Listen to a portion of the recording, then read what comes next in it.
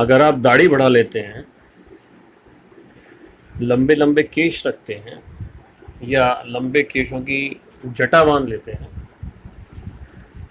तो इसका ये कतई अर्थ नहीं है कि आप बहुत बड़े कोई ऋषि हैं, कोई संत हैं, कोई दार्शनिक हैं या कोई साधु हैं। सामान्यतः ऐसा देखा जाता है कि यदि किसी पुरुष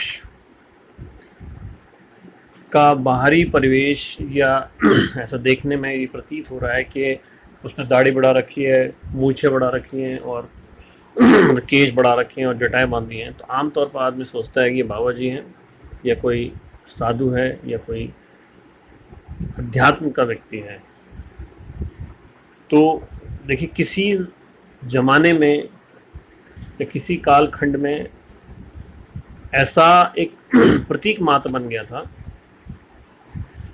लेकिन ये आज के टाइम में जो 21वीं शताब्दी है, आज के टाइम में ये बिल्कुल आप दिमाग से निकाल दीजिए कि जो व्यक्ति साधु के वेश में है वो साधु नहीं होगा।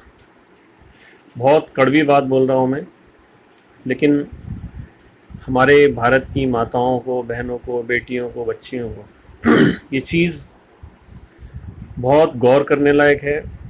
और मैं कहता हूँ कि एक तरीके से उनके लिए सतर्क रहनी बात है कि इस साधुधारी छद्म वेश में आज के टाइम में बहुत सारे पाखंडी, दुराचारी, व्यभिचारी, और क्या कहूँ मैं उनके बारे में, मुझे कहते में भी शर्म आती है।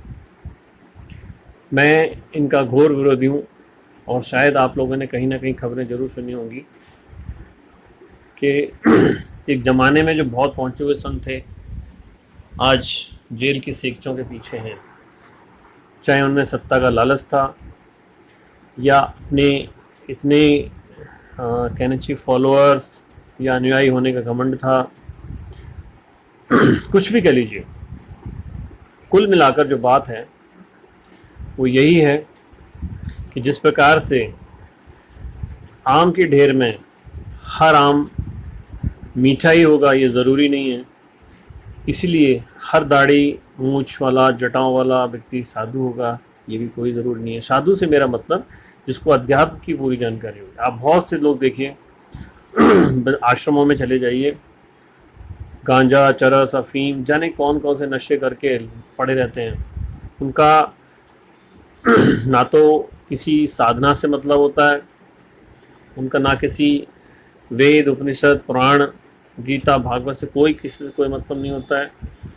आडंबरी एक नंबर के पाखंडी होते हैं। और मैं फिर दोबारा से ही कहूँगा, अपनी सनातन धर्म की बच्चियों से, महिलाओं से, बेटियों से, माताओं से कि बिना आजमाए और बहुत जल्दी ये मान लेना कि गेरू वस्त्र में, सफ़ेद वस्त्र में या किसी प्रकार की इस प्रकार की पोशाक में कोई व्यक्ति एक अच्छा गुरु है, साधु है या कोई अच्छा पहुंचा हुआ संत है, ये आपके लिए घातक हो सकता है।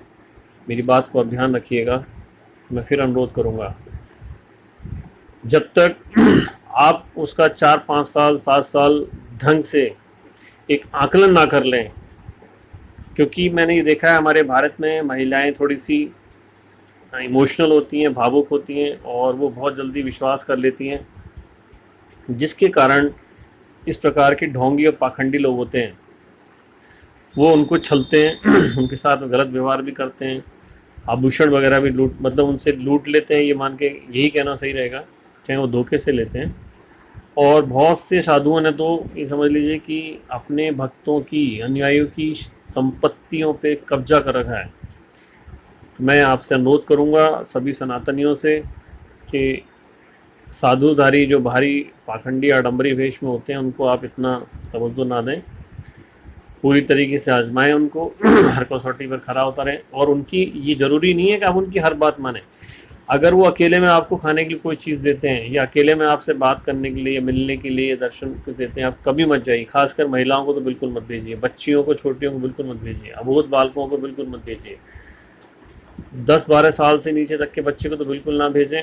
और ज़रूरत क्या है, अकेले में ज़रूरत क्या है किसी महिला से, बच्चे से, बेटिया से बात करने की। अगर कोई भी व्यक्ति इस प्रकार से फोर्स करता है परिवार की किसी महिला को, बिटिया को, लड़की को या बच्चे को, तो उसके ऊपर फ़ौरन सख्त कार्रवाई करवाने की कृपा करें ताकि एक ज़िंदगी बर्बाद होने से बचे। धन्यवाद।